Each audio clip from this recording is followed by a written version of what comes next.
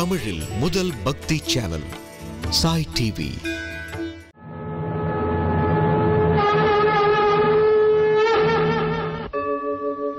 यदा यदा हि धर्मस्य ग्लानिर्भवति भारत अभ्युत्थानम् अधर्मस्य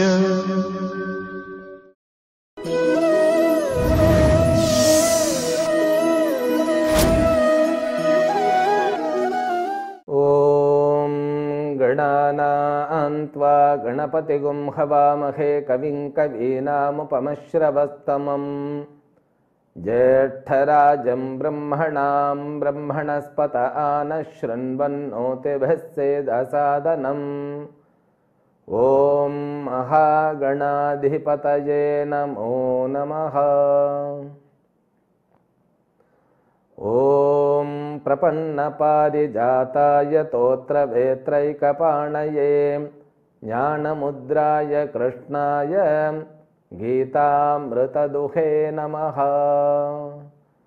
ॐ मूर्तियெல்லாம் வாழி எங்கள் மோனகுருவாழி அருள் வார்த்தை என்றும் வாழி அன்பர் வாழி பராபரமே। ओम सर्वेभ्यो सद्गुरुभ्यो नमो नमः। हरि ओम। श्रीमद् भगवद्गीதை முதல் அத்தியாயம் 3வது ஸ்லோகம்। பஷ்யைதாம் பாண்டுபுத்ராணாம் ஆச்சார்ய மகதீஞ்சமும் வியூடாம் द्रुपदपुत्रेण தவ சிஷ்யேன தீமதா। துரியோதனன் தன்னுடைய எதிரி படைகளை பார்த்துவிட்டு உடனே தன்னுடைய ஆச்சாரியனை நோக்கி சென்று ஏதோ பேசுகிறார். இதைத்தான் கடந்த தொகுப்பில் நாம் பார்த்தோம். கடந்த தொகுப்பில், அதாவது கடந்த ஸ்லோகங்கள் இரண்டிலுமே 2 விதமான பாத்திரங்கள் நமக்கு அறிமுகப்படுத்தப்பட்டன.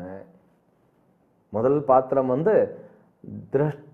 திருதராஷ்டிரன் என்று கூறப்பட்டது. அடுத்தது சஞ்சயன். திருதராஷ்டிரன் என்கின்ற மன்னன் தன்னுடைய தேரோட்டியாகிய சஞ்சயனிடத்தில் என்னுடையவர்களும் பாண்டுவனுடைய மைந்தர்களும் போர்க்களத்தில் என்ன செய்கிறார்கள் என்று கேட்க, அதற்கு பதில் கூறும் விதமாக கடந்த ஸ்லோகத்திலிருந்து சஞ்சயன் கூற ஆரம்பிக்கின்றார். கேட்பது தன்னுடைய அரசன், அவனுடைய மகனை பற்றி நாம் கூற வேண்டும் என்கின்ற நோக்கில்தான் துரியோதனனை பற்றி சொல்ல ஆரம்பிக்கின்றார். அந்த துரியோதனன் நேராக தன்னுடைய சேனாதிபதி என்கின்ற பீஷ்மரை நோக்கி செல்லாமல் துரோணாச்சாரியார் என்பவரை நோக்கி செல்லுகின்றார். சரியா? அங்கு சென்றும் கூட பக்குவமாக பேச தெரியாமல் அவரை நாம் தூண்டிவிட வேண்டும் என்கின்ற பாணியில் பேசுகிறார். அவர் பேசும் பொழுது, அங்கே பாருங்கள், உங்களுடைய எதிரியினுடைய மகனால் வழிநடத்தப்படுகிற அந்த படையை பாருங்கள். அதை மட்டும் அவர் சொல்லலை, அந்த மாபெரும் படையை பாருங்கள் அப்படிங்கிறார். இந்த மாபெரும் படையை பாருங்கள்னு சொல்லும்போது இவர் மனதில் இருக்கக்கூடிய கலக்கமானது வெளியில் வருகிறது. இந்த துரியோதனன் அப்படிங்கிற கேரக்டரே சின்ன வயசுலேருந்து ஒரு மாதிரி பக்குவம் இல்லாமலேயே வளர்ந்த ஒரு கேரக்டர். அது தன்னுடைய பெற்றோர்களுடைய முழுமையான இன்ஃப்ளூயன்ஸ் இவனுக்கு இருந்தது. அதனால தான் தன்னுடைய பெற்றோர்கள், தன்னுடைய சகுனி போன்ற அவர்களுடைய விஷத்தனமான அந்த மனப்பான்மையும் இவருக்கு இருக்கு. இந்த துரியோதனன் தன்னுடைய ஆச்சாரியனிடத்தில் பேசும்போது தன்னுடைய படையில் இருக்கக்கூடிய விஷயங்களை பேசுவதுடன் அடுத்த படையில் இருக்கக்கூடிய விஷயங்களை எப்படி பேசணுமோ அப்படித்தானே பேசணும். இவர் போய் என்ன பண்ணிட்டாருன்னு கேட்டா, அந்த படையில் இருக்கக்கூடியவர்களை இங்க வர்ணிக்க ஆரம்பிக்கிறார். அது எப்படின்னா, இது ஒரு சூக்ஷ்மம். வியாசாச்சாரியர் ஒரு சூக்ஷ்மத்தை கொடுக்கிறார். அதாவது, உன்னை பற்றி நீ அறிந்து கொண்டதை காட்டிலும் உன்னுடைய எதிரி உன்னை விட அதிகமாக அறிந்திருப்பான் என்கின்ற உண்மைதான் இங்கே. பாண்டவர்களுடைய அந்த பெருமையை துரியோதனனுடைய வாயிலேயே கூற விளைகின்றார். எப்பவுமே நம்முடைய பலம் நமக்கு தெரியாது இல்லையா?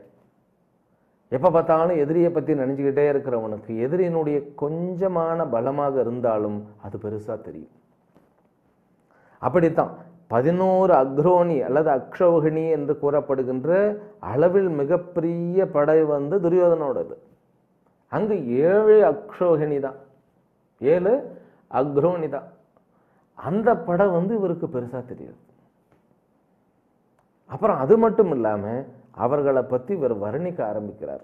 அத்ர சூரா மகேஷ்வாசாஹ பீமார்ஜுன சமாயுதி யுயதானோ விராட்டஸ்ச த்ருபதஸ்ச மகாரதஹ அப்படின்னு சொல்றார். அதாவது, அந்த படையில் இருக்கக்கூடிய அனைவரும் பெரும் மாபெரும் வில்லாளிகள் அப்படின்னு சொல்றார். மகாந்தஹ யஷ்வாசாஹ தனுர்தாரிணஹ ஏதே. பெரிய வில்லாளிகள் அப்படின்னாக்கா வில்வித்தியில் சமர்த்தர்கள். இதுல இந்த இடத்துல துரியோதனுடைய மனநிலையை நம்ம புரிஞ்சுக்கணும். துரியோதனனுக்கு ஒரு விஷயத்தை புரிந்து கொள்ளக்கூடிய மனப்பக்குவம் என்பது ரொம்பவும் கம்மி. அப்புறம் முடிவெடுக்கும் திறன் அதை விட கம்மி. தன்னம்பிக்கையும் எப்பவுமே கம்மியா இருந்தது. இது அத்தனையுமே சேர்ந்து எதை வலிமையாக நினைக்கும் என்பதை இங்க ஆச்சாரியர் சொல்றார் நமக்கு. இந்த உலகத்தில் 5 விதமான பலங்கள் இருக்கின்றன. அது எந்த காலமாக இருந்தாலும் இந்த 5 விதமான பலங்கள் இருக்கும். முதல் பலம் என்ன அப்படின்னா சதை பலம், தசபலம். அதை நம்ம புஜபலம் அப்படின்னு சொல்றோம். ஊழ சதை இருந்தா அது பலம் கிடையாது. ஆனா பயிற்றுவிக்கப்பட்ட, தினந்தோறும் உடற்பயிற்சி கூடத்தில் உடற்பயிற்சியினால் பயிற்றுவிக்கப்பட்ட, நன்கு போஷிக்கப்பட்ட அந்த உடல் நமக்கு ஒரு பலத்தை கொடுக்கிறது. நம்ம அப்படியே உடற்கட்டோட பலமா இருந்தா என்ன மட்டும் வந்துடலாம், பார்த்துடலாம் அப்படின்னு தோணும் இல்லையா? அது முதல் வகை பலம், ஷரீர பலம், ஸ்தூல பலம். இந்த இரண்டாவது பலம் என்ன அப்படின்னு கேட்டா ஜனபலம்னு சொல்றாங்க. ஜனபலம் அப்படின்னா என்ன? தன்னுடைய சொந்த பந்தங்கள், நட்புகள், அது மட்டுமல்லாம செல்வாக்கு அதிகமாக இருக்கிறது. அப்போ என்ன மட்டும் பண்ணலாம், என்ன மட்டும் பண்ணலாங்கிறத விட நம்ம பாசிட்டிவாகவே சொல்லுவோமே, நல்ல காரியம் எதை மட்டும் பண்ணலாம், நமக்கு ஆள் இருக்கு அப்படின்னு ஒரு கான்ஃபிடென்ட் வரும் இல்லையா? இது இரண்டாவது பலம். இது ஜனபலம், மக்கள் செல்வாக்கு. இந்த மக்கள் செல்வாக்கு இருந்தாலே மனசு அப்படியே கொஞ்சம் அப்நார்மலாக தான் இருக்கும், எக்ஸ்ட்ராடினரியா இருக்கும்னு வச்சு விடுங்களேன். இது அத்தனை பேருக்கும் கிடையாது. அப்புறம் மூன்றாவது பலம் என்னன்னு கேட்டா வித்த பலம். வித்த பலம்னா என்ன? அசையும் அசையாத சொத்துக்கள் அனைத்தும் அளவுக்கு அதிகமாக இருக்கும் பொழுது அது ஒரு பலத்தை கொடுக்கும். எவ்வளவு பைசானாலும் பார்த்துக்கிடலாம். சாதாரண ஒரு கும்பாபிஷேகம் நடத்தணும்னாலும் கூட அது எப்படி நடக்கணுமோ நடக்கட்டும். தன்னுடைய குழந்தைகளுக்கு கல்யாணம் பண்ணணும்னா கூட ஜமாய்ச்சிடலாம் அப்படின்னு நம்ம நினைக்கிறோம் இல்லையா? அந்த பலம், கான்ஃபிடென்ட். இந்த மூன்றுமே நமக்கு அரிய பலத்தை கொடுக்கக்கூடியவைகள். அப்புறம் நான்காவது ஐந்தாவது பலங்கள் இந்த மாதிரியான பலங்கள் கிடையாது, அது வேற மாதிரியான பலம். இந்த மூன்று பலங்களையும் நம்ம என்ன சொல்றோம்னு கேட்டா லௌகிக்க பலங்கள் அப்படின்னு சொல்றோம். இந்த லௌகிக்க பலம் அப்படின்னு சொல்லும் போது இது உலகியல் வலிமைகள் அப்படின்னு நம்ம தெரிஞ்சுக்கிடணும். அடுத்த இரண்டு பலங்கள் என்ன அப்படின்னா அனுஷ்டான பலம் அப்படின்னு சொல்லப்படுகிறது. அனுஷ்டான பலம், அனுஷ்டானம் என்றால் என்ன? அனுஷ்டானம் என்றால் கடைபிடிக்கப்பட்டது எதுவோ அது அனுஷ்டானம். காலையில் 5 மணிக்கு எழுந்திருத்தல் என்பது ஒரு பழக்கம் இல்லையா? அந்த பழக்கத்தை தினந்தோறும் கடைபிடித்தால் அதற்கு பேர் அனுஷ்டானம். சாதாரணமான அர்த்தம் அதுதான். நம்ம சொல்லும் இல்லையா, சித்திரமும் கைப்பழக்கம், செந்தமிழும் நாப்பழக்கம், வைத்ததொரு கல்வி மனப்பழக்கம், நித்தமொரு நடையும் நடைப்பழக்கம், கொடையும் பொறையும் பிறவி குணம் அப்படின்னு ஒரு விஷயத்தை கண்டினியூஸா பண்ணா அதற்கு பெயர் அனுஷ்டானம் என்பது சாதாரணமான அர்த்தம். ஆனா இந்த யாக யஜ்ஞங்கள், பூஜை ஜெபங்கள், தியான முறைகள் இவைகளுக்கும் அனுஷ்டானம் என்றுதான் பொருள். இந்த அனுஷ்டானங்களிலெல்லாம் சூக்ஷ்மம் இருக்கின்றது. எத்தனை பேருக்கு தீபாராதனை பண்ணுவதனுடைய அந்த ரகசியம் புரியும்? நம்ம என்ன பண்ணிடுவோம்னு கேட்டா, பூஜை பண்ணும்போது அது ஒரு எல்லாருக்கும் தெரிஞ்சது. பூஜை பண்ணி முடிச்சதுக்கு அப்புறம் என்ன பண்ணணும் அப்படின்னா தீபாராதனை காமிக்கணும். காமிக்கும்போது எப்படி காமிக்கணும்னா 3 தடவை சுற்றணும், அவ்வளவுதான்.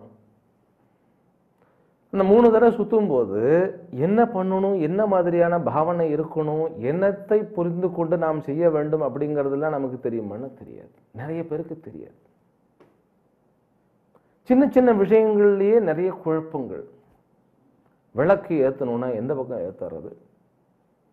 இந்த விளக்கு ஏற்றுவதே ஒரு விசேஷமான செயல். அதுல நிறைய குழப்படிகள் இருக்கு.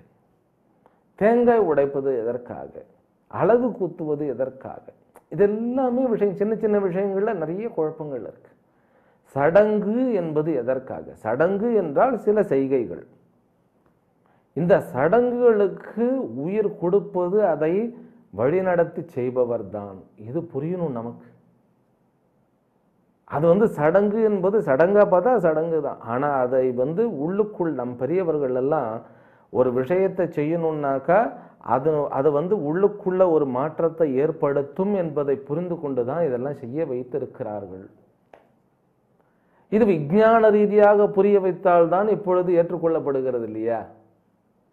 நமக்கு இப்போ லாஜிக்கலா ரொம்ப திங்க் பண்ணக்கூடிய அந்த ஒரு தன்மை வந்துடுச்சு. ஏன்னா விஞ்ஞான வளர்ச்சி ஆயிடுச்சு.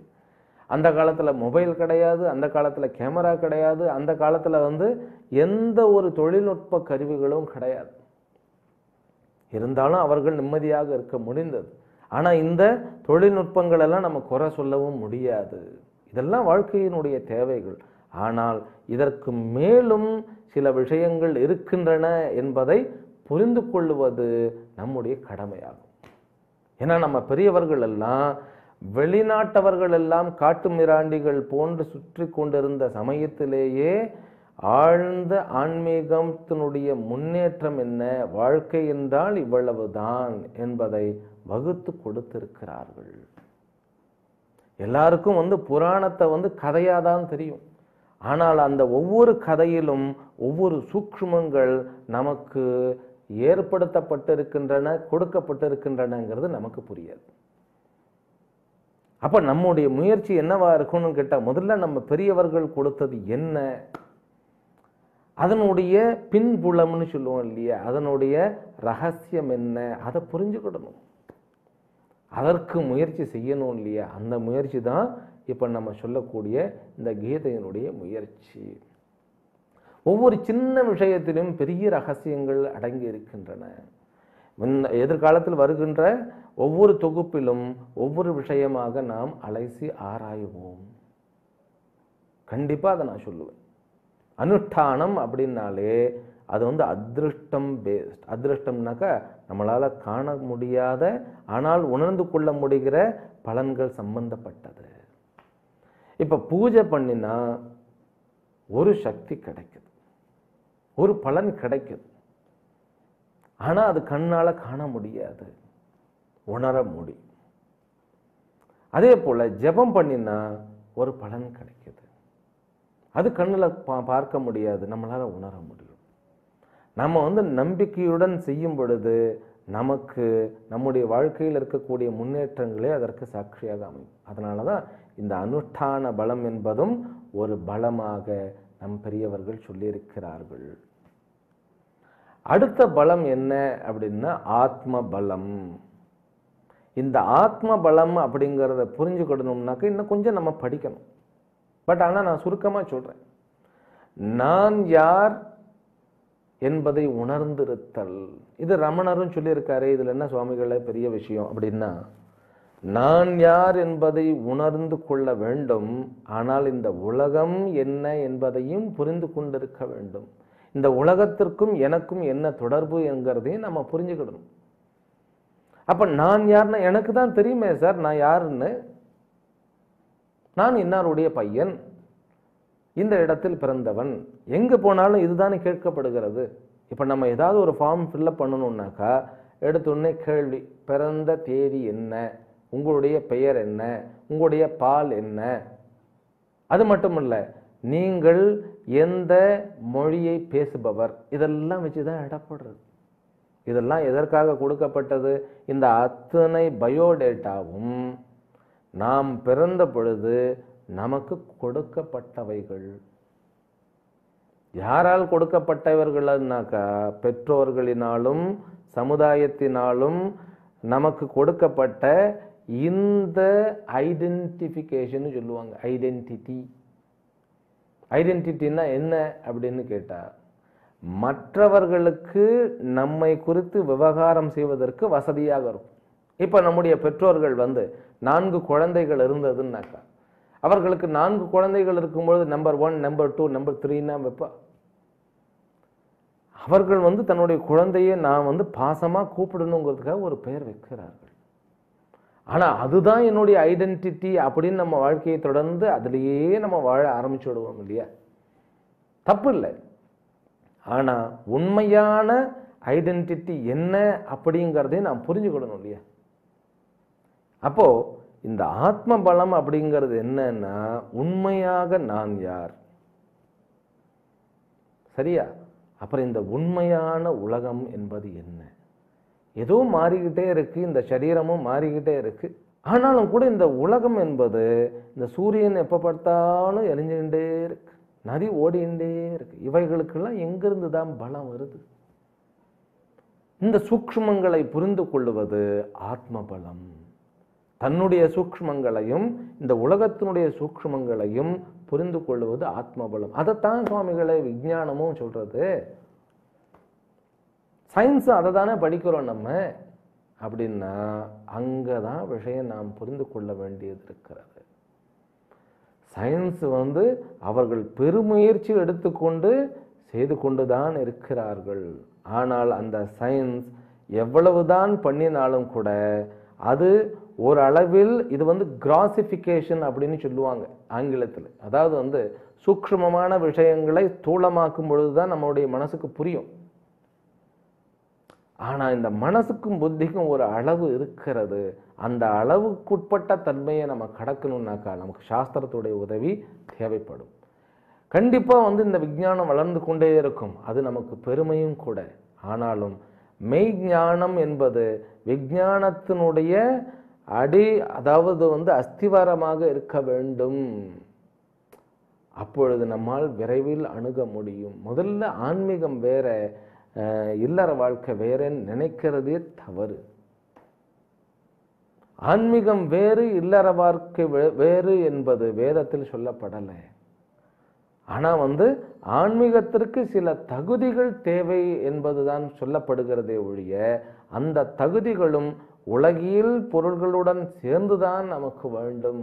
இந்த உலகத்துல நான் நல்லபடியா வாழணும், ஆனா இந்த உலகத்தினுடைய குறைகள் என்னை தாக்கிவிடக்கூடாது. இதுதான் ஆன்மீகம். இந்த அழிகின்ற சரீரத்தை வைத்துக்கொண்டு அழியாத விஷயத்தையும் நிலைத்த இன்பத்தையும் அடையணுங்கிறது தானே குறிக்கோள் ஒவ்வொருத்தரையும். இதுல ஆன்மீகம் வேற, லௌகிகம் வேற என்ன? இன்ஃபேக்ட் நிலையான இன்பம் வேணுங்கிறதுக்காக சின்ன சின்ன இன்பத்தை எல்லாம் விடணும்னு ஆன்மீகம் சொல்லுதே. அப்படிங்கும்போது தான் நமக்கு துக்கம். ஆன்மீகம்னு சொன்ன உடனே என்ன சொல்லுவாங்க? ஒரு ஸ்வீட்டு சாப்பிட முடியாது, ஒரு சந்தோஷமா ஒரு பாட்டு கேட்க முடியாது, இதெல்லாம் தான். உடனே நமக்கு என்ன தோணும்? இதையெல்லாம் பார்க்க வேண்டாம்னு சொல்லலை. இதெல்லாம் அது உங்களுடைய பர்சனல், ஒவ்வொருவருடைய தனி மனிதனுடைய உரிமை. ஆனால் ஆன்மீகம் என்ன சொல்லுகிறதுன்னு கேட்டால், இவைகள் உன்னை தொலைக்கின்றன, அவ்வளவுதான். நீ அதை பண்ண வேண்டாம், செய்ய வேண்டாம் அப்படின்லாம் சொல்லாது.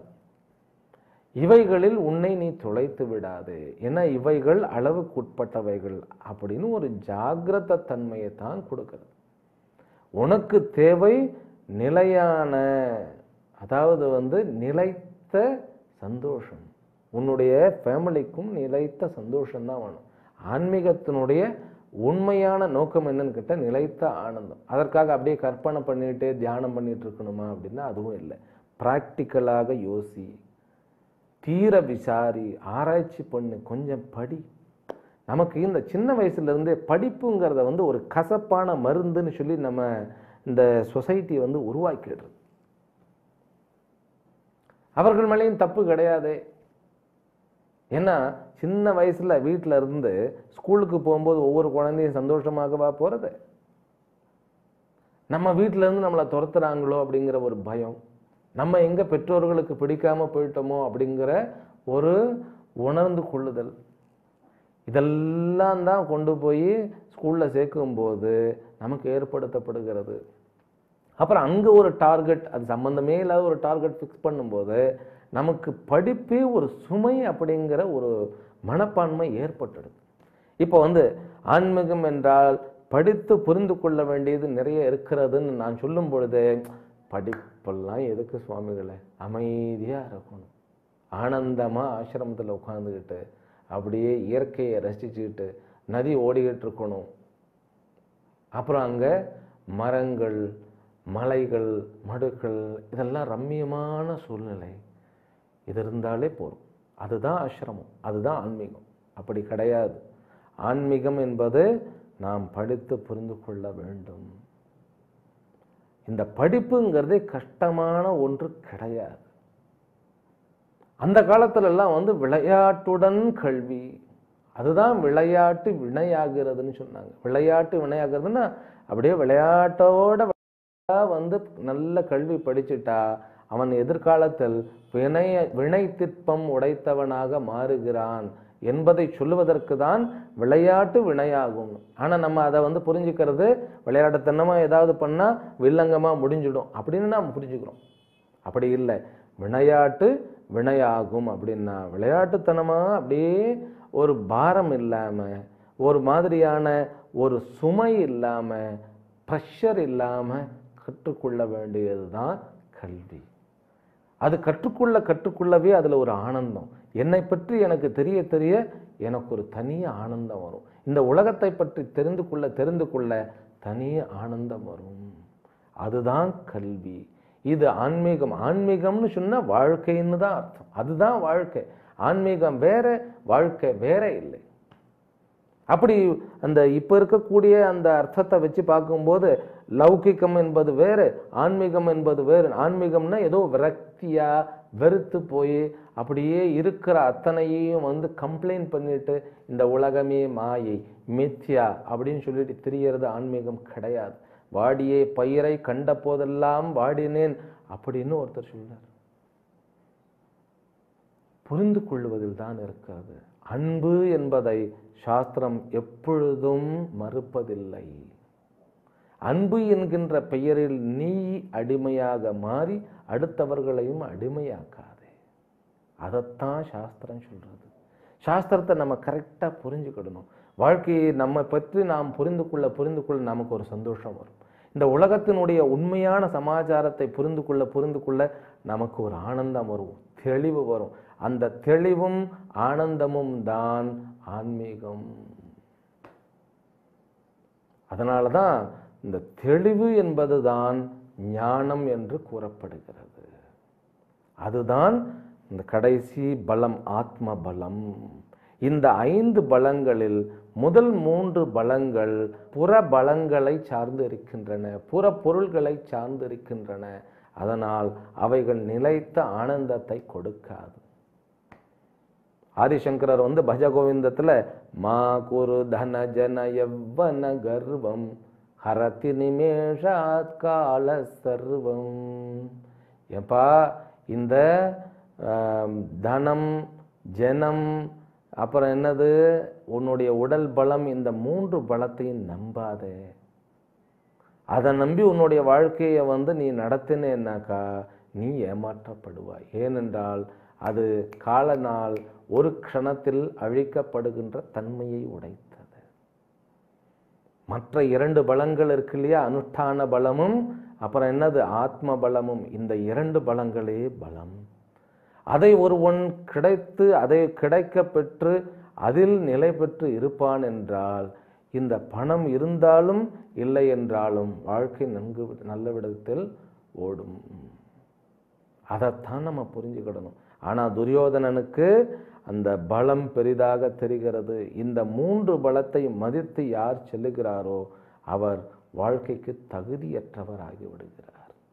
அதனால தான் தன்னுடைய ஆச்சாரியனிடத்தில் அங்கு இருக்கக்கூடிய வீரர்களை பற்றியும் அவர்களுடைய பராக்கிரமத்தை பற்றியும் சொல்லணும்னு தோணுறது. அதே மாதிரி தன்னிடத்தில் இருக்கக்கூடிய பீஷ்மர், துரோணர் இவர்களெல்லாம் பார்க்கும் பொழுது இவர்களெல்லாம் மிகப்பெரிய வில்லாளிகள், மிகப்பெரிய பலசாலிகள், நாம் எதையும் செய்துவிட முடியும் என்கின்ற இருமாப்பு தான் இந்த துரியோதனிடத்தில் காணப்படுகிறது. அதனால தான் அவருடைய லைஃபே ஒரு நார்மலாக இல்லை. லைஃப் என்பது ஒரு ஆன்மீகம் அப்படிங்கிறது என்ன அப்படின்னா அமைதியாக இருக்கிறது, தன்னை புரிந்து கொண்டு அமைதியாக இருக்கிறது, தன்னுடைய இன்னர் குரோத்னு சொல்லுவாங்க.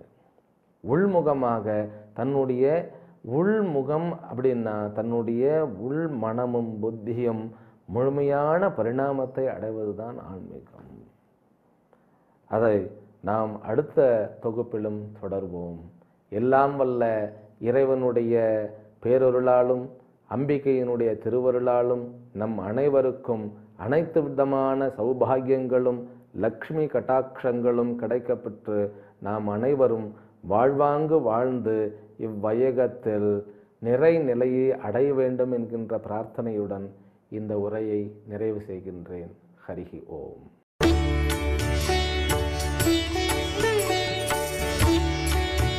தமிழில் முதல் பக்தி சேனல் சாய் டிவி.